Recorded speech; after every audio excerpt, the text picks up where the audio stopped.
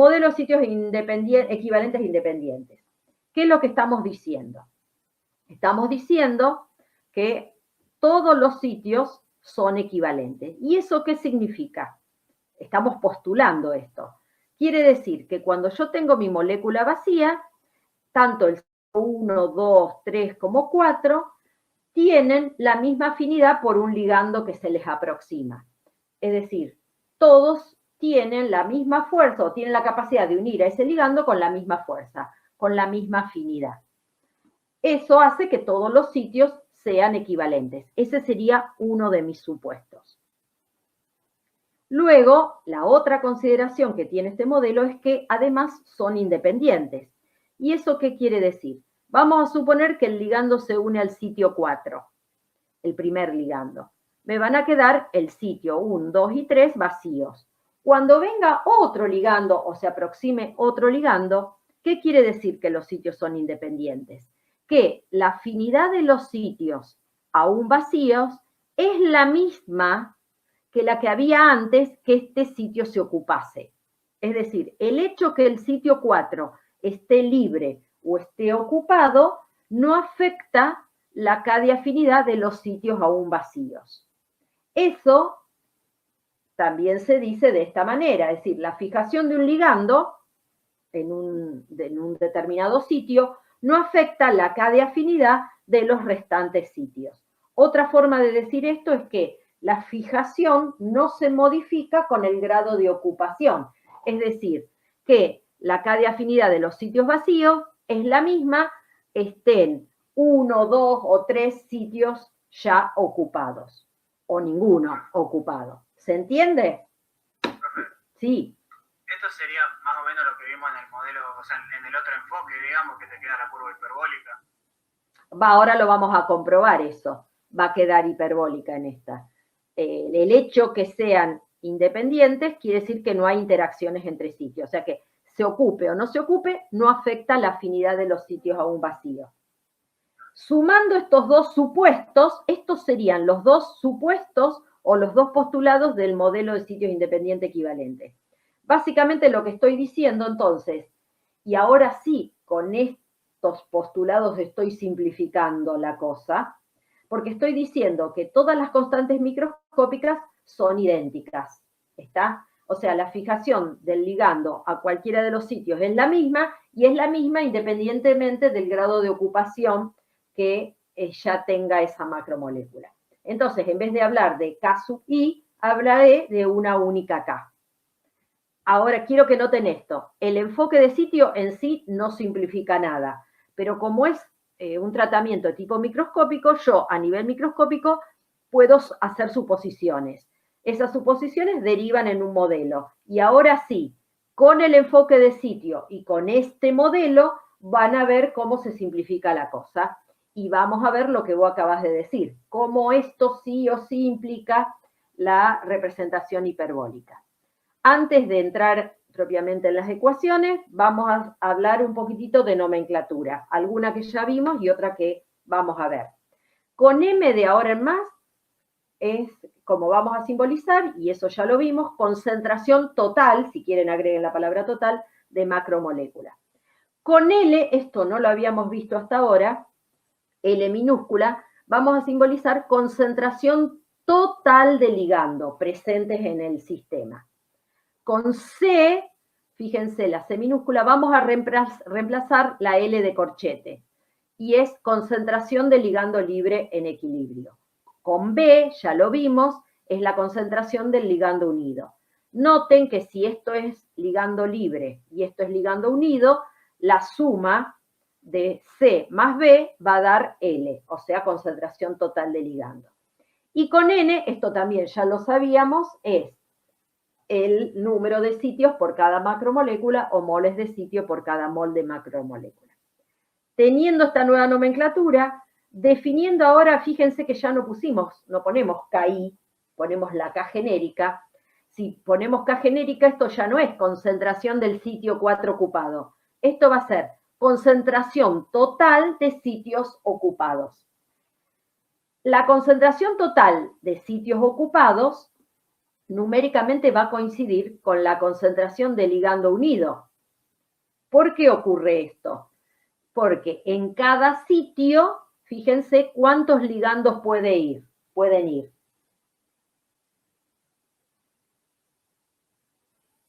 Uno. Entonces, claro, porque no hay que perder de vista, esto es concentración de sitios ocupados, pero numéricamente coincide con la concentración de ligando unido. ¿Está? Porque a cada sitio solo va un ligando. Luego, en el denominador, y usando la nueva nomenclatura, L va a ser C, ¿y qué sería conceptualmente S entre corchetes?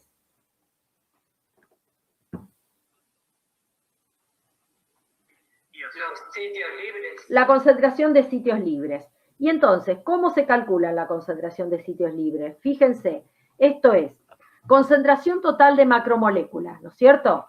Serían los moles de macromolécula por litro. N es, podemos elegir este concepto, moles de sitio por mol de macromoléculas. O sea, si yo la concentración de macromolécula multiplico por los moles de sitio por mol de macromolécula, el M por N, ¿qué va a dar?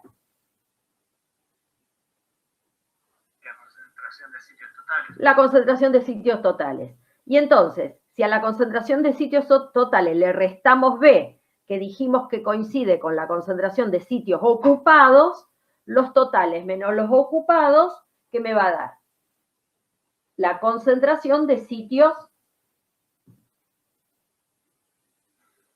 libres.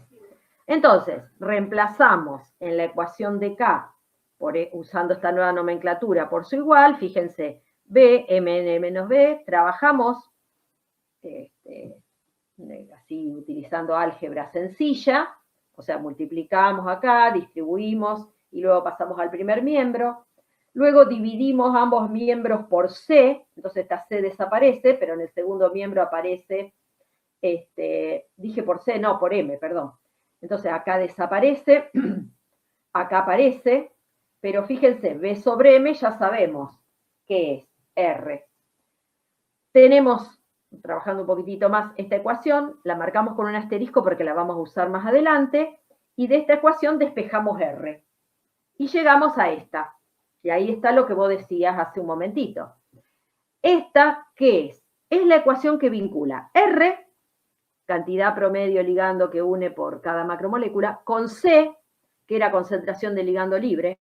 Entonces, esto es igual que lo que vimos antes, la isotermificación directa, pero deducida ahora a partir de qué? Usando un enfoque de sitio y considerando algo más. No es solo para enfoque de sitio, sino que esta sería la isotermificación directa válida ¿cuándo? Para sitio independiente equivalente. Y está claro, y está explícito, que esta es una ecuación ¿de qué tipo? Hiperbólica.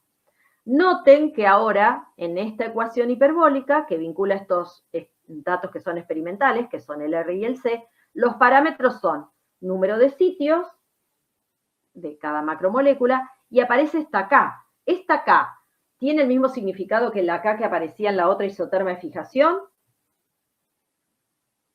¿Qué es esa K que aparece acá? La constante de unión de cualquier sitio. Claro, es la K de sitio, que es una K microscópica, no es K de etapa, es la K microscópica. Si uno grafica claramente acá, la representación va a ser de tipo hiperbólica. Se ve también claramente que si el C es grande, o sea, altas concentraciones de ligando, podemos despreciar el 1 y R se transforma en N, o sea que para L grande tenemos la saturación y básicamente lo que uno dice que a partir de este valor de C, el R ya no se incrementa con C, o sea que R deja de depender de C. Para concentraciones pequeñas de C, sería este tramo inicial, tomamos nuestra ecuación y ahí si el C es pequeña podemos despreciar este término del denominador, con lo cual R tiende a comportarse como NKC. Fíjense, C es la variable independiente, R la variable dependiente, N y K son constantes.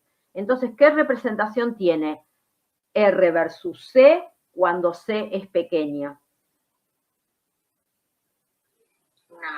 Una recta, ahí la tenemos, cuya pendiente es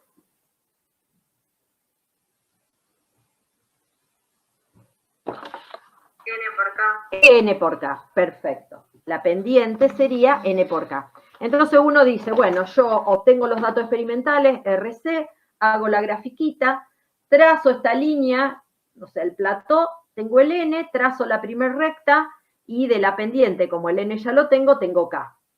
Ok, podría ser. Otra opción, y acá lo que básicamente lo que me está diciendo esto es que R es lineal con C. Otra opción que ustedes la pueden probar es, en esta ecuación, decir, bueno, ¿qué pasa si el R vale un número particular? ¿Cuál es ese número particular? N sobre 2. O sea, acá en vez de R ponen N sobre 2. Despejan y averiguan cuál es el valor de C que hace eso, y ese valor es 1 sobre K. Entonces, también ahí tendría una estrategia, decir, bueno, donde está el plató yo obtengo el N. A la mitad del N voy a la gráfica, bajo, y ahí tengo el 1 sobre K. Y gráficamente yo estaría determinando los parámetros del modelo. Bueno, a veces eso no es fácil. Hoy en día con las computadoras sí, porque uno le pone, en realidad lo que hace es poner pares de datos RC, le pone esta ecuación y la computadora le devuelve el N y el K ajustados. Eso sería el procedimiento. Pero gráficamente es un problema porque a veces los datos de este tramo no se tienen, los del principio tienen mucho error, y en la época en que este tema fue trabajado no había computadoras. Entonces, la manera de verificar de si las ecuaciones se cumplían o no era linealizando. Entonces, existen otras formas de representar, otras isotermas de fijación directa, que son lineales y que, bueno, van a ver que tienen su utilidad y a nosotros nos sirve sobre todo, a ustedes les va a servir para resolver los problemas. ¿Cuáles son esas formas de representación? Estas tres, Scatchard, Hill y doble recíproca, son las lineales. La semilogarítmica no es lineal, pero tiene también mucha utilidad. Entonces, gráfico de Scatchard. ¿Cómo se obtiene un gráfico de Scatchard? ¿Recuerdan que un paso intermedio en la deducción era esta ecuación? Bueno, en vez de despejar R, que es lo que hicimos, lo que se hace acá sí es dividir por C ambos miembros. Si yo divido por C ambos miembros, invierto la posición de esos miembros, fíjense, me va a quedar R sobre C, que es igual a K por N, porque acá dividí por C, y acá me queda menos K por R. ¿R qué sería? La variable, en esta ecuación, la variable independiente. R sobre C es la variable dependiente. ¿Y eso a qué es igual? A un primer término, K por N, que es una constante, menos una constante por X. ¿Qué representación tendrá R sobre C versus R? Una recta decreciente. Una recta que va a tener pendiente negativa. Entonces, acá reforzar dos cuestiones. Una, si yo represento R sobre C versus R y no versus C, que es un error común, esa representación se llama Scatchard. ¿Y qué interpretación tiene ese gráfico? Que si yo al hacer, porque estos son datos experimentales, hago esa representación y veo que me da lineal, ¿eso qué significa? Que se está cumpliendo esto, ¿sí? Si se cumple esto, se cumple esta ecuación y las anteriores. Y si se cumplen las anteriores, ¿qué significa? Que esto está indicando el cumplimiento de un modelo de sitios independientes equivalentes. Entonces, esto ya es toda una información. Tener un gráfico de Scatchard lineal ya indica que el modelo que sigue mi fijación es de sitios independientes equivalentes. ¿Y qué otra información podré sacar a través de los parámetros de esta recta? ¿Qué les parece? Claro, la pendiente de la recta es menos K. O sea que yo, con la computadora, haciendo regresión lineal, puedo saber el valor de la pendiente. Le cambio el signo y voy a tener el valor de K. Otra cosita más, si prolongo o tengo la ecuación y tengo el H, o sea, la ordenada del origen, va a ser n por k. Y hay otro parámetro que puedo llegar a estimar de la intersección de la recta con el eje R. ¿Cómo hago para obtener esta intersección? ¿Qué tendré que hacer en esta ecuación? ¿Igualarla a qué? Igualar a 0. Igualar a 0, que es lo que está hecho acá. El valor de R en particular, el R', que hace que esto sea 0, lo despejo, y ese valor es justamente la intersección. O sea que prolongando tengo el valor de n. Conclusión, ¿cómo sería el procedimiento? Experimentalmente determinar valores de R y C. Agrego una columnita donde hago R dividido C. ¿Está? Grafico R sobre C versus R. Y veo, si ese gráfico da lineal, yo ya sé que el modelo es un modelo de sitio independiente equivalente. De la ecuación de su pendiente, saco el K, cambiado de signo, y de la ordenada del origen puedo sacar N por K, o de la intersección puedo sacar el N. Entonces, experimento, me permite, o este experimento, y este comportamiento ya me permitiría casi caracterizar mi interacción. Otro tipo de gráfica, doble recíproca o doble inversa. Esta era la isoterma de fijación directa. Si tomamos recíproca en ambos miembros, voy a tener esta ecuación, distribuyo el denominador y ahí la variable dependiente es 1 sobre R, la independiente es 1 sobre C. Esto también es una isoterma de fijación, no es directa, sino que es la de doble recíproca. Esto es una constante y esto es otra. Al graficar 1 sobre R versus 1 sobre C, en este modelo obtendré una recta, ahora dependiente positiva, ¿está? Que es esta. Si esto me da recto, o sea, si el comportamiento es lineal, nuevamente, quiere decir que esto se cumple.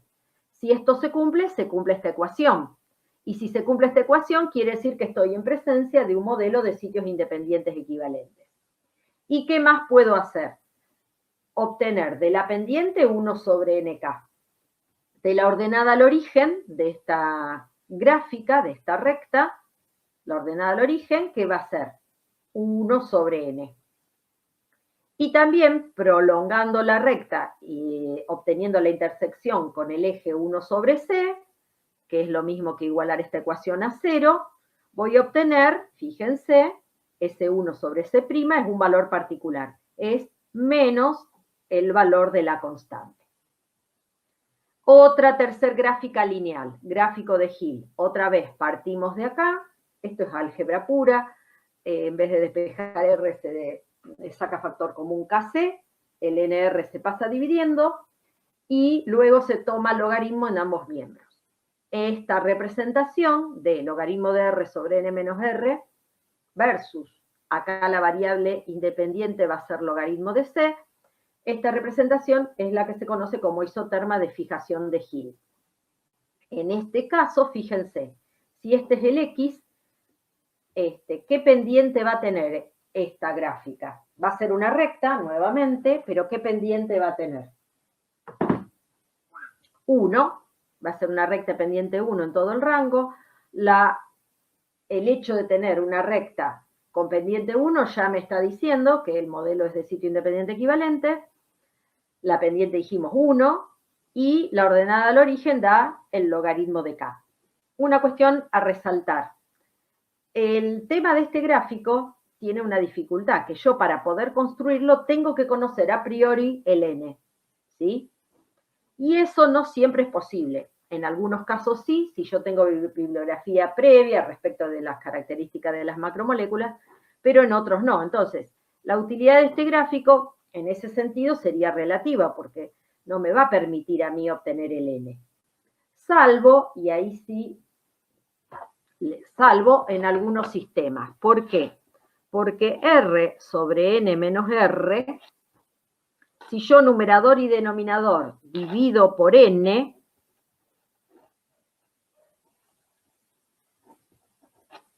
obtengo esto, que es totalmente equivalente. ¿Esto qué me dice? ¿Cuál es la fracción de sitios ocupados sobre el total de sitios? Eso se suele representar con alfa y es ese numerito alfa es fracción de sitios ocupados. Tenemos algunos sistemas donde uno experimentalmente, en vez de determinar R, lo que se determina directamente es alfa. Entonces, en esos casos, uno acá estaría representando logaritmo de alfa sobre 1 menos alfa. El alfa sería la variable que determina experimentalmente, y ahí es donde es procedente realizar este gráfico de Hill, y resulta útil para sacar el valor de la K de afinidad. Perdón, ¿cómo dijo que se define el alfa? Es R sobre N. ¿Y qué significaría? Y R, ya vimos, es el número de ligandos unidos en promedio a cada macromolécula, pero dividido N, que es el máximo. Entonces, R sobre N, ¿qué me dice? ¿Qué fracción de la totalidad de los sitios están ocupados? Por eso alfa es fracción de sitios ocupados. Bárbaro, gracias. ¿Está? Es una fracción, entonces no tiene unidades. En cambio, el R solito lo que me dice es moles de ligando unido por cada mol de macromolécula. O sea, un número de ligando unidos en promedio por cada mol de macromolécula. En cambio, esto me dice qué fracción. Y va a ser un número entre 0 y 1. ¿Está? Multiplicado por 100 me va a decir qué porcentaje del total de sitios están ocupados. El 30%, el 20%, etc. ¿Está? Bueno, gráfico semilogaritmo. Este no va a dar lineal y usa esta propiedad, la propiedad de los logaritmos. Si yo defino la propiedad logaritmo, con un ejemplo, el logaritmo en base 10 de C es B, ¿por qué? Por definición. Porque 10 a la B es C. Ejemplo, logaritmo en base 10 del número 100 es 2. ¿Por qué? Porque 10 al cuadrado da 100. Entonces, fíjense, si yo reescribo esta ecuación y donde dice B, en vez de poner B, pongo logaritmo en base 10 de C, me va a quedar esta otra ecuación. Que básicamente, ¿qué me dice? Que el antilogaritmo del logaritmo de C es C. Estoy haciendo y deshaciendo aplicando una función y su función inversa. Entonces, vuelvo a obtener el argumento. Es como un artificio matemático. ¿Eso qué me permite? Esta variable C, escribirla, en vez de poner C, la escribo de esta manera. La ecuación que obtengo es esta.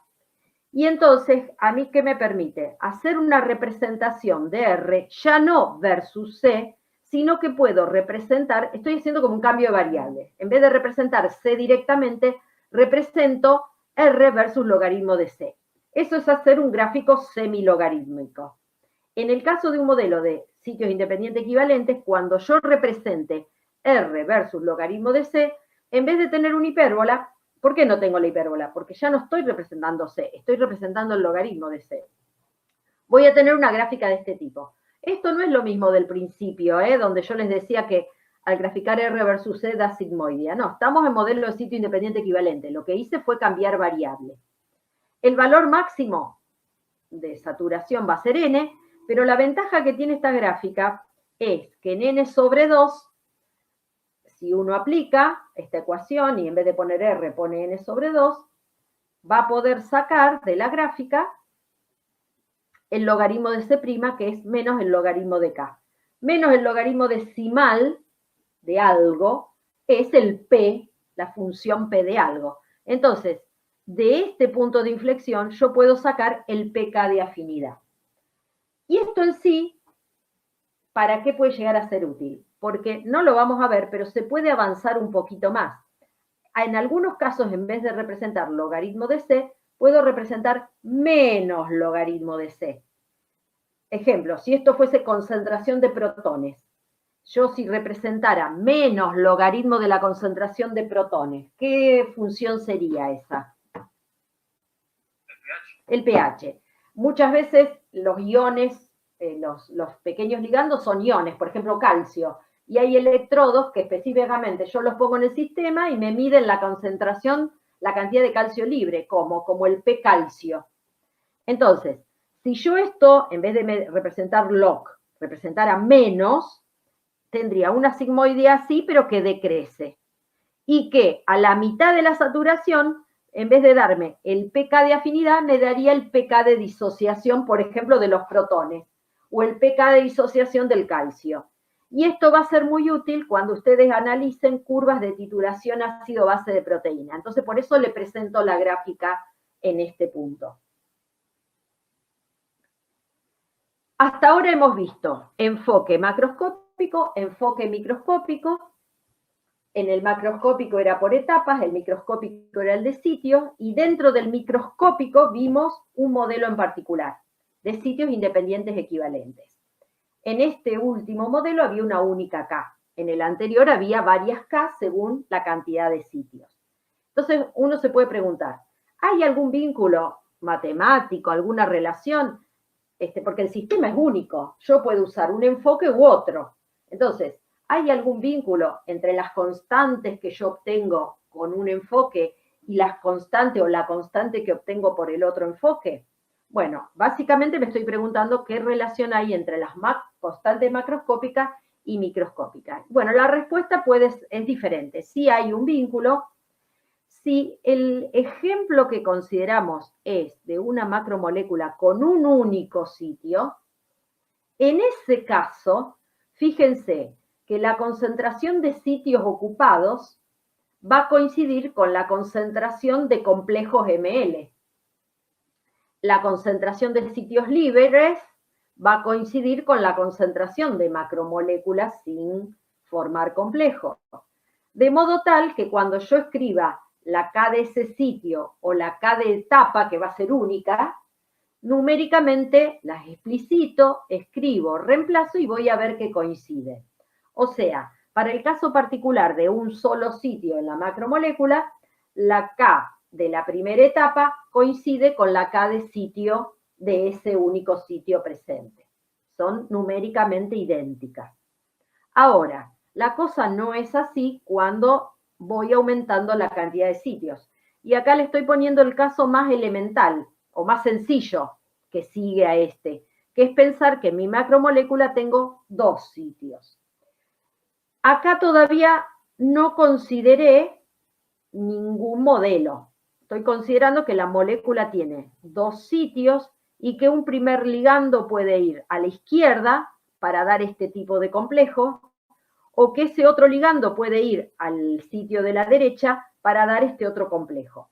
Como todavía no estoy considerando ningún modelo, considero que la K de unión al sitio de la izquierda es la K1 y al de la derecha es la K2.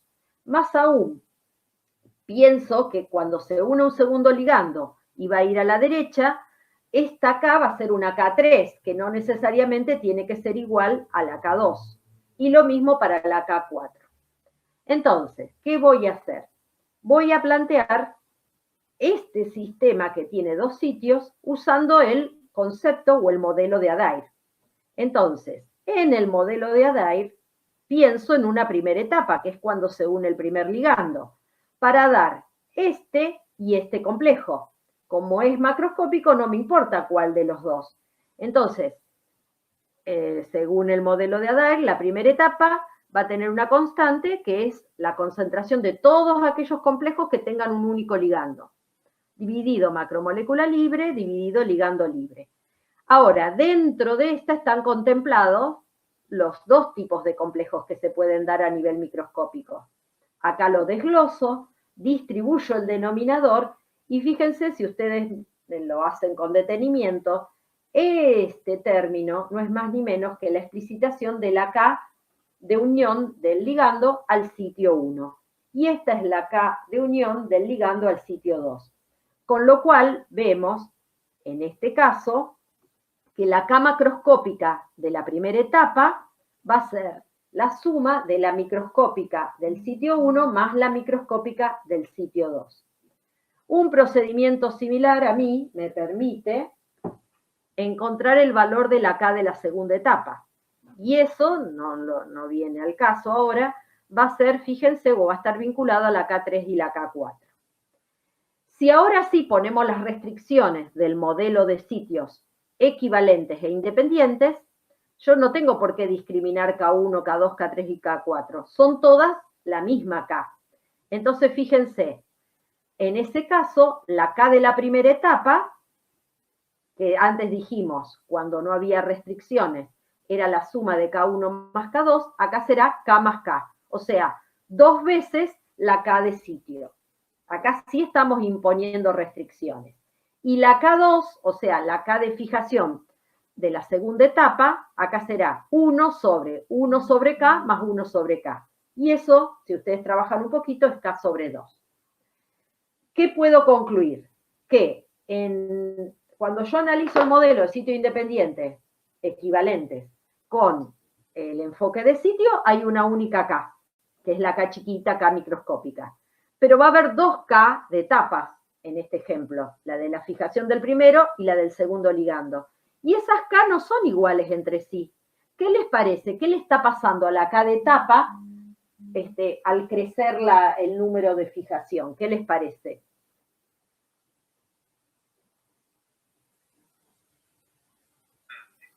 Disminuye. O sea, las de sitio son todas iguales y no importa el estado de ocupación. Esas fueron las presunciones del modelo. Pero las constantes de Adair para ese mismo sistema van a ir decreciendo. Y eso saben por qué es, por una cuestión probabilística. Porque como es una constante de etapa, a medida que voy avanzando en la fijación del segundo ligando va a tener menos chance de ocurrir que la del primero. ¿Por qué? Porque hay sitios que ya están ocupados. Entonces, eso es típico cuando uno compara estas dos constantes. También lo que podemos hacer es comparar las isotermas de fijación directa. Fíjense, esta sería la isoterma que dedujimos hoy cuando hay 2 sitios, ¿no es cierto? Esta sería la K de la primera etapa y esta la K de la segunda etapa. Si cada una de estas K las reemplazamos por su igual, aquí estamos asumiendo sitios independientes equivalentes, trabajamos un poquito y fíjense que llegamos a la expresión de la hipérbola que vimos hoy. Entonces, ¿eso qué significa? Que yo podría, con la computadora, determinar valores de R y C. Si le pongo esta ecuación a la computadora me devuelve el valor de K, que es la K de sitio. Si yo le pongo esta ecuación, me va a devolver K1 y K2, que son las K de etapa. Opción 1. Opción 2. Hago esto, que es más fácil, porque me tiene que devolver una sola K, y luego, usando estas ecuaciones, puedo sacar la K1 y la K2 respectivamente.